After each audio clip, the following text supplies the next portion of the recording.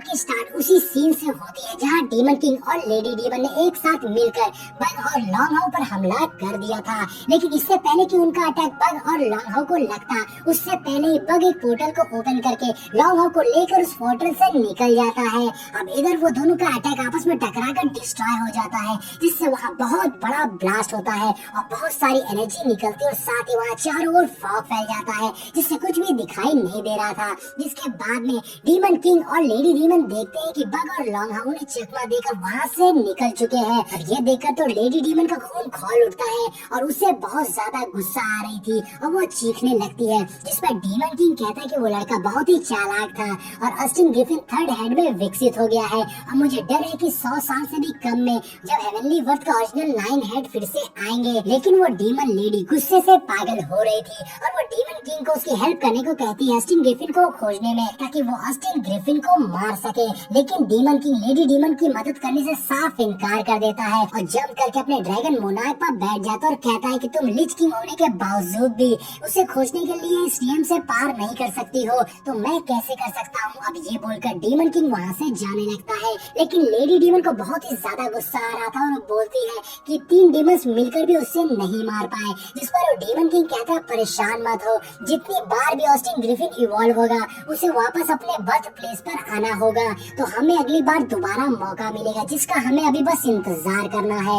अब demon lady हंसते हुए एक चट्टान पर हमला करती है और कहती है कि मैं उसका इंतजार करूंगी और उसके वापस आने पर उसे अपने हाथों से मारूंगी। अब सीन शिफ्ट होकर लॉन्ग हाउ पर आता है, जिसे बग अपनी पीठ पर बैठाकर उस पोर्टल से वापस रियल वर्ल्ड में ला रहा था।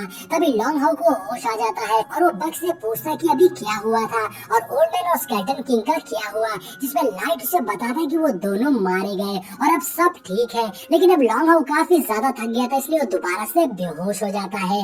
अब नेक्स्ट सीन में हम सायर और मास्टर येहुआ को देखते हैं, जो अभी भी उसी प्लेस पर लॉन्ग हाउ का इंतजार कर रहे थे कि तभी आसमान में एक रोशनी चमकती है और फिर वहाँ पर एक पोर्टल ओपन हो जाता है, जिसमें से लॉन्ग हाउ बेहोश हालत में नीचे को गिर रहा था। अब उसे देखकर मास्टर येहुआ बिल्कुल सरप्राइज हो गए थे और साथ ही वो खुश भी थे, जिसमें वो बोलते हैं कि फाइनली लॉन्ग हाउ वापस आ गया है। अब ये सुनकर तो शायर बहुत ही ज्यादा सुकून महसूस करती है कि लॉन्ग हाउ जिंदा है। और तभी उस पोर्टल में से बग के रोर करने की आवाज आती है, लेकिन शायर बग को नहीं जानती थी, इसलिए वो बग पर हमला करने के लिए जाती तो मास्टर येहुआ शायर को रोकते हुए बताते हैं कि वो लॉन्ग हाउ का मैजिकल बीस्ट पार्टनर है, जो लॉन्ग हाउ के जख्मों को हील करेगा। अब यहाँ हम देखते हैं कि बग लॉन्ग हाउ को हील करने लगता है और बग से बहुत सारी एनर्जी निकल रही थी जो लॉन्ग हाउ को हील कर रही थी और लॉन्ग हाउ हवा में उड़ रहा था और उसके अंदर से बहुत सारा ऑरा निकल रहा था। अब इधर मास्टर येहुआ ये देखकर हैरान थे, क्योंकि अब बग 2 हेड से 3 हेड में विकसित हो गया था और उसका लेवल भी 4 से जंप करके 6 लेवल पर पहुंच गया था। अब मास्टर येहुआ कहते हैं मैंने कभी भी ऐसे मैजिकल बीस्ट को नहीं देखा। अब लॉन्ग हाउ के जख्म हील हो गए थे और साथ ही अब उसे होश भी आ रहा था और लॉन्ग हाउ जैसे ही अपनी आंखें खोलता है तो उसे सामने मास्टर येहुआ शायर और बग दिखाई देते हैं।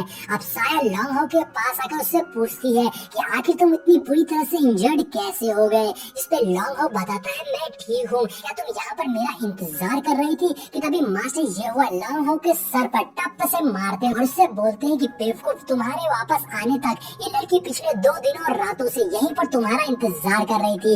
जिसपे लॉन्ग हाउ शायर से माफी मांगता है। फिर बग भी लॉन्ग हाउ के पास आकर उसके साथ खेलने लगता है। अब लॉन्ग हाउ उसे देखकर कहता है मुझे उम्मीद नहीं थी कि तुम्हारा एक और सर बढ़ जाएगा।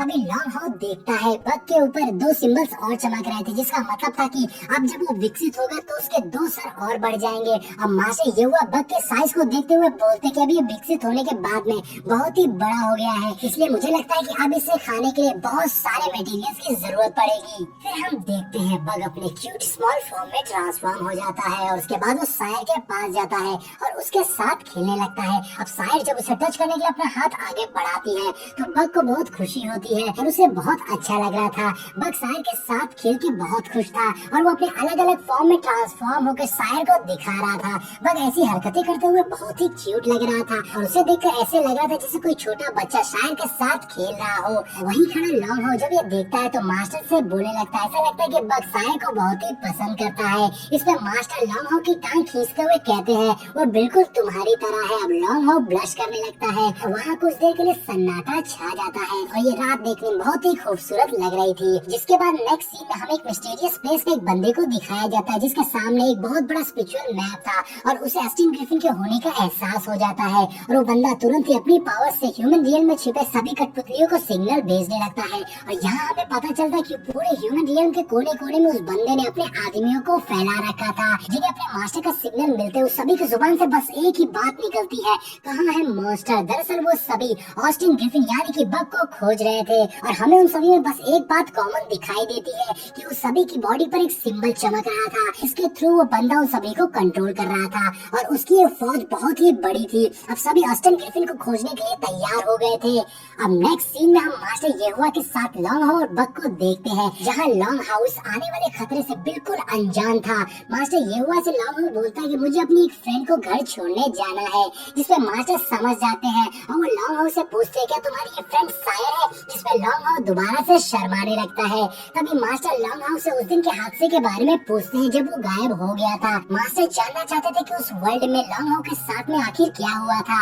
अब ये बात सुनते ही लॉन्ग हाउ को उस डेड वर्ल्ड की सारे फ्लैशबैक याद आ जाता है जहाँ मैक्रोमैन बता रहा था कि जिसे तुम गार्ड करने की कोशिश कर रहे हो, अगर वो आज मारा नहीं गया तो ये तुमसे वो सारी चीजें छीन लेगा जो तुम्हें बहुत ही प्यारी है, क्योंकि ये डिस्ट्रक्शन किंग ऑस्टिन ग्रिफिन है। अब ये बात सोच के लॉन्ग हाउ को लगता है कि उसे मास्टर को नहीं बताना चाहिए और वो बोलता है वो बस एक बहुत ही बुरे सपने जैसा था और मुझे लगता है कि वो बग की इवोल्यूशन प्रोसेस का एक टेस्ट था।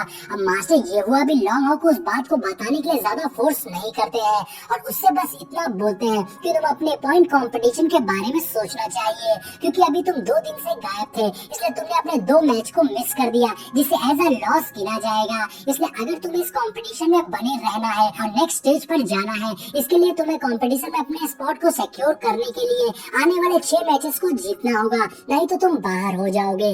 अब मास्टर ये बात बता ही रहे होते हैं कि वहीं बग को बहुत नींद आ रही थी, जिससे वो लॉन्ग हाउ के कंधे से नीचे गिरने लगता है, लेकिन लॉन्ग हाउ उसे पकड़ लेता है और फिर लॉन्ग हाउ मास्टर येहुआ को भरोसा दिलाते हुए बोलता है मास्टर आप परेशान मत होइए, मैं आने वाले अपने सभी मैचेस को डेफिनेटली जीतूंगा।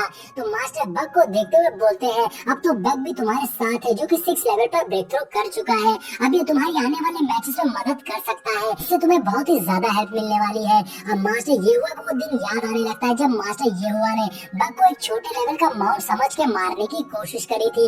मास्टर को बुरा लगता है कि उन्होंने बग को अंडरएस्टिमेट किया, लेकिन बग इन बातों पे ध्यान नहीं देता है, उसे तो बस लॉन्ग हाउ के साथ ही मजा आ रही थी। जिसके बाद मास्टर येहुआ लॉन्ग हाउ को टच करके देखते हैं तो उन्हें पता चलता है कि लॉन्ग हाउ की स्पिरिचुअल पावर्स 2001 से 2004 तक बढ़ गई है, जिसमें लॉन्ग हाउ बताता है कि शायद मेरे और बग के बीच के ब्लड कांटेक्ट की वजह से ये हुआ है, बग के ब्रेक थ्रू करने से मेरी स्पिरिचुअल पावर्स बढ़ गई है, जिसमें मास्टर बोलते ही यही रीजन है, बग के इवोल्यूशन प्रोसेस ने हमारी स्पिरिचुअल पावर को बूस्ट कर दिया है, लेकिन अब तुम दोनों को जाकर रेस्ट करना चाहिए ताकि तुम कल के मैच की तैयारी कर सको। और तभी हम देखते हैं कि उनके बगल से 2 गार्ड गुजरते हैं जो कि उसी बंदे की कठपुतली थे, क्योंकि उनके पीछे भी वही सिंबल चमक रहा था। वहीं दूसरी ओर हम उसी बंदे को देखते हैं जिसके पास उसके एम्परर आते हैं और उससे पूछते हैं क्या तुम्हें ऑस्टिन ग्रिफिन का पता चला। तो वो बंदा बताता है कि मेरी नजर पूरे ह्यूमन रियम के हर एक बंदे पर है, मैं जल्दी उसे ढूंढ लूंगा। लेकिन इस पे एम्परर को गुस्सा आ जाती है और बोलते हैं अभी तक तुम ऑस्टिन ग्रिफिन को नहीं ढूंढ पाए। अब एम्परर उस बंदे को फॉर्मेशन ऑफ ग्रेविटी से परेशान करने लगते हैं, जिसमें वो बंदा बताता है कि ऑस्टिन ग्रिफिन ने अपनी आइडेंटिटी को छिपा लिया है, इसलिए हम उसे नहीं ढूंढ पा रहे हैं। लेकिन एम्परर को ऑस्टिन ग्रिफिन का प्रेशर महसूस हो रहा था और इसलिए वो ह्यूमन रियल में जाने को कहते हैं और इसी के साथ में ये पार्ट यहीं पर एंड हो जाता है।